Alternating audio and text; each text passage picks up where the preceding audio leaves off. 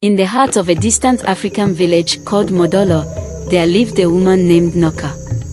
Noka was known throughout the village and beyond as a woman of extraordinary beauty, but she was also known for her lifestyle. She sought wealth and admiration through the many men who visited her home. Noka was the village prostitute. Although her beauty was unmatched, there came a time when the men who once flocked to her began to grow weary. They had grown used to her charms, and some even found new distractions. Noka, desperate to hold on to her influence and keep her steady stream of customers, sought a way to regain her lost power. She visited a feared sorceress who lived on the edge of the forest. The sorceress, an old woman with skin as wrinkled as the bark of ancient trees, saw Noka's desire. She stared into Noka's eyes and said, "You seek power over men, but know this, child, all power comes at a cost." "I am willing to pay it," Noka replied without hesitation. The sorceress led her deep into the forest, where a large cave lay hidden. Inside the cave, Noka heard strange hissing sounds. There, coiled in the shadows, was a giant serpent with gleaming yellow eyes. Its scales shimmered in the darkness like 1,000 stars.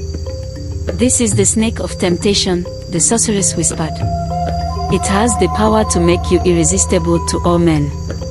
But to gain its favor, you must offer yourself to it. Once you do, every man who lays eyes on you will be enchanted by your beauty and will return to you again and again." Noka was both terrified and intrigued. She knew the power she sought would make her the wealthiest and most desired woman in the land. Without hesitation, she agreed to the sorceress's terms. That night, in the cold, damp cave, Noka lay with the snake of temptation, sacrificing her soul for beauty and power.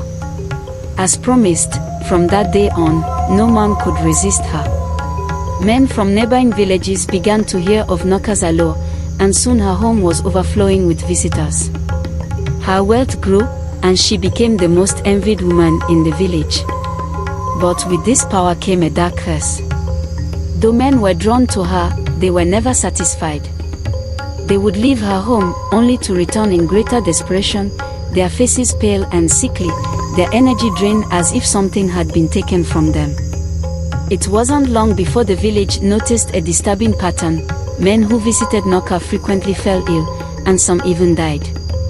The village elders grew suspicious and decided to confront Noka. But when they arrived at her home, they found her lying in bed, her once radiant skin now covered in shimmering scales. Her eyes gleamed yellow, just like the serpent's, and her beauty had turned monstrous. She had become one with the snake of temptation. The sorceress's warning had come true. Noka's power over men had indeed come at a great cost, her humanity. The more men she attracted, the more she transformed into a creature of the serpent, doomed to feed on their souls to maintain her allure. Horrified, the villagers chased her away from Modolo.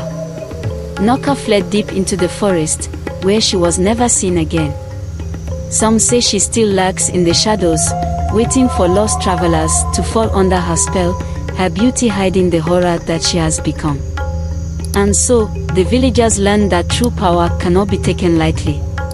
It comes with a price that not even the strongest heart can bear. Moral of the story: greed and vanity may grant temporary pleasure and success, but when pursued without wisdom or restraint, they can lead to one's ultimate downfall.